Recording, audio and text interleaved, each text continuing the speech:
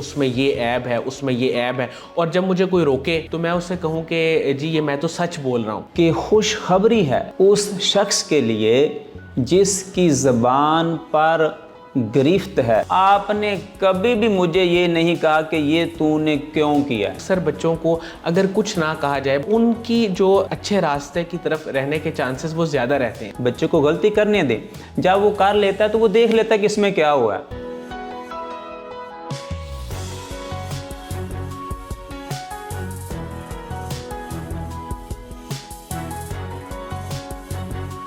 السلام علیکم ناظرین، ایک منفرد انٹرویو کے ساتھ میں ہوں آپ کا میزبان علی رحمان خالد۔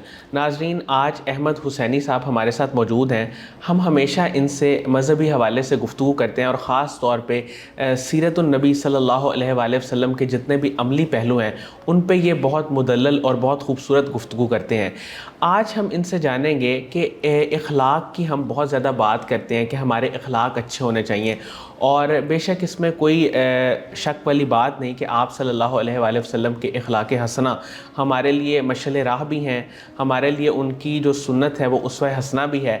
تو ہم ان سے یہ جاننے کی کوشش کریں گے کہ خاص طور پہ جب ہم دوسروں سے کلام کرتے ہیں تو ہمارے انداز تکلم میں، ہماری گفتگو میں، اور کسی کو جب کوئی بات سمجھانا چاہتے ہیں تو ہم الفاظ کا چناؤ کس طرح کریں، اور اس کے ساتھ ساتھ ہم اس طرح کیسے بات کریں کہ ہماری بات ہمیشہ حد ادب میں رہے۔ اس سلسلے میں ہمیں سیرت کے کن پہلوؤں سے رہنمائی ملتی ہے، اور آپ صلی اللہ علیہ وآلہ وسلم کا انداز بیاں کیسا تھا، ان کی خطابت کیسی تھی، وہ جب لوگوں کو کوئی بات سمجھاتے تھے تو کیسے سمجھاتے تھے، اور کون سے الفاظ وہ استعمال کرتے تھے۔ اس سے مراد یہ ہے کہ کس انداز سے وہ گفتگو کرتے تھے، کس نرمی سے، کس شائستگی سے، کس عمدگی سے وہ بات کرتے تھے۔ یہ ساری باتیں آج ہم اس انٹرویو میں جانیں گے۔ السلام علیکم احمد حسینی صاحب، کیسے ہیں آپ؟ وعلیکم السلام ورحمۃ اللہ وبرکاتہ۔ جی میں خیریت سے ہوں، آپ الحمدللہ الحمدللہ، اللہ کا بڑا کرم۔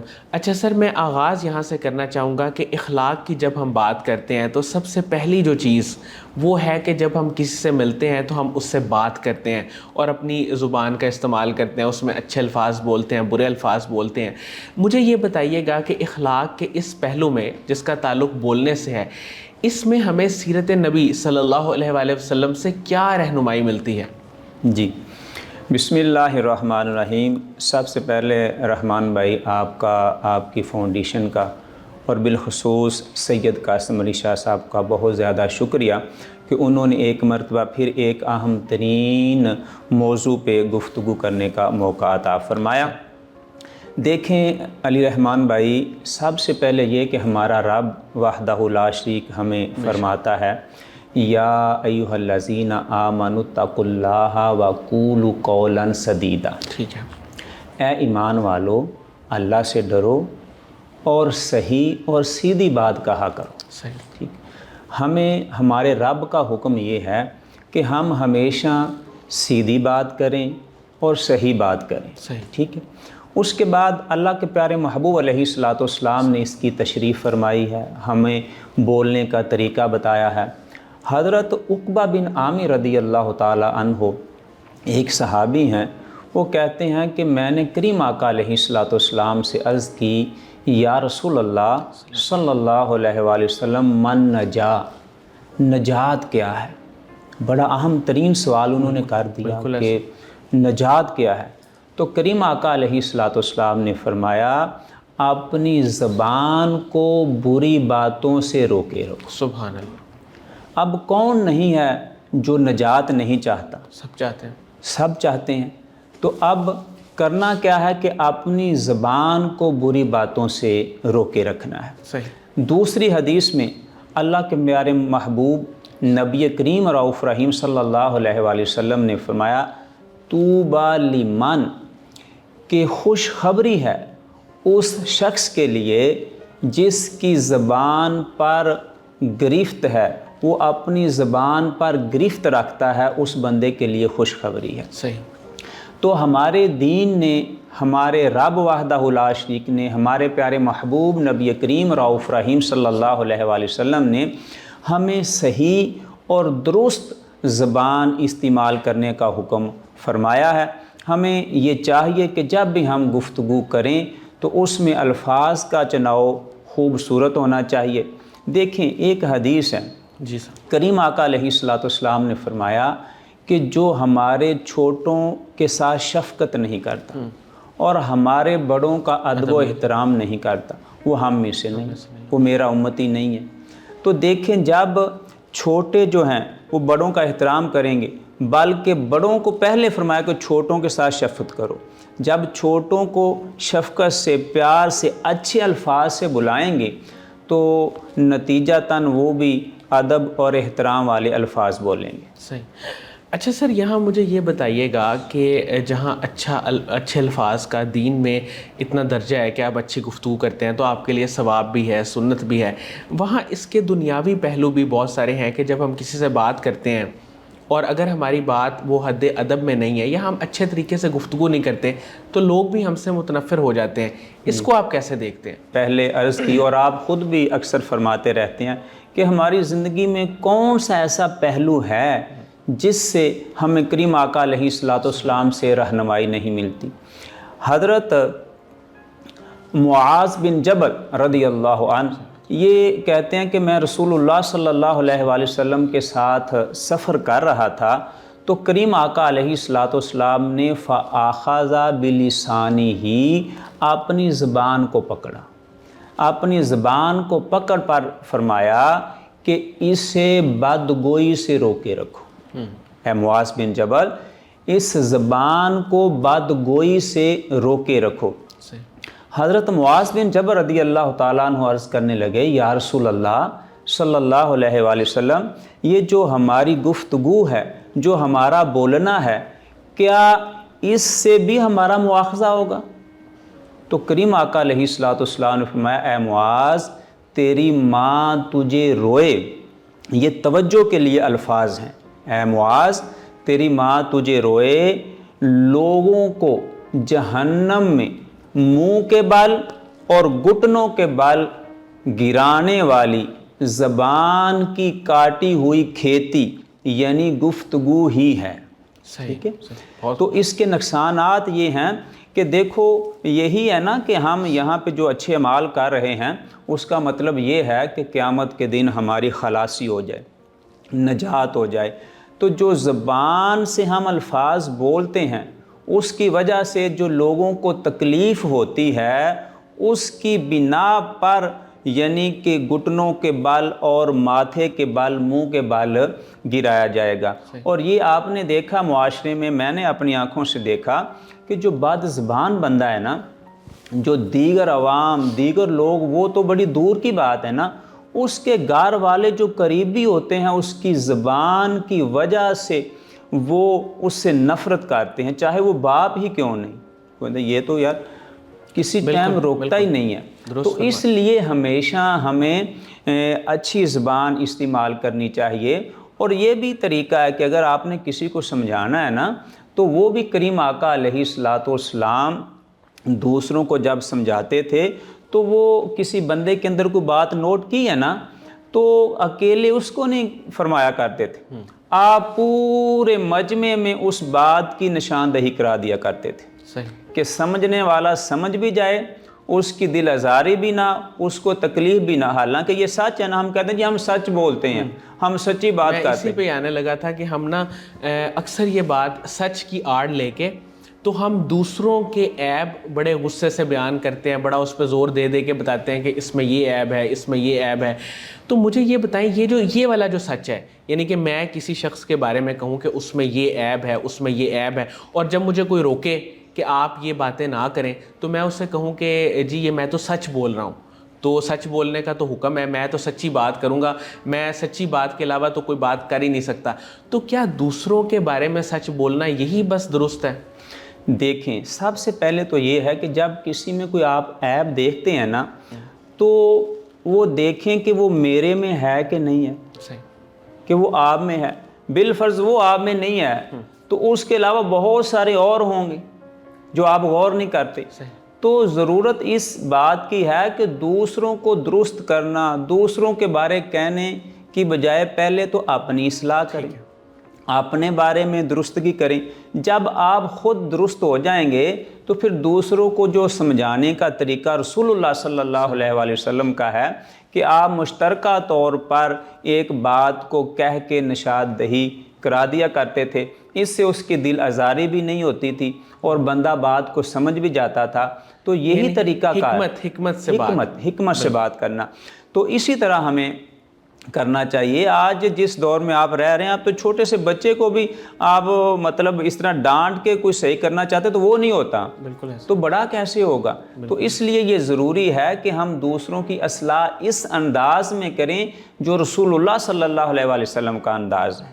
अच्छा सर, एक चीज़ यहाँ पे चूँकि अभी आपने गुफ्तगू की, अक्सर ये देखा गया है कि अगर बच्चों से या किसी छोटे बहन भाई से या किसी भी जो हमसे उम्र में छोटा है, रुतबे में छोटा है, उससे कोई गलती हो जाए तो वहाँ सीरत के पहलुओं में हमें क्या रहनुमाई मिलती है कि उसको हम किस तरह समझाएं, क्योंकि गुस्सा करने की तो मेरा ख़्याल है कि इजाज़त भी नहीं है उस तरह से, और वो तो फिर बहुत ही कोई गैर अखलाकी बात हो या कोई बहुत ही बुरी बात हो उस पर ठीक है आप गुस्सा करें, लेकिन आम दिन भर की छोटी मोटी गलतियाँ, इस पे नबी करीम सल्लल्लाहु अलैहि वसल्लम किस तरह बात किया करते थे? जी, मैं इस बात पे तो पहले आपका शुक्रिया अदा करूँगा कि आपने बहुत खूबसूरत तरीन सवाल कर दिया है, बहुत प्यारा सवाल किया आपने।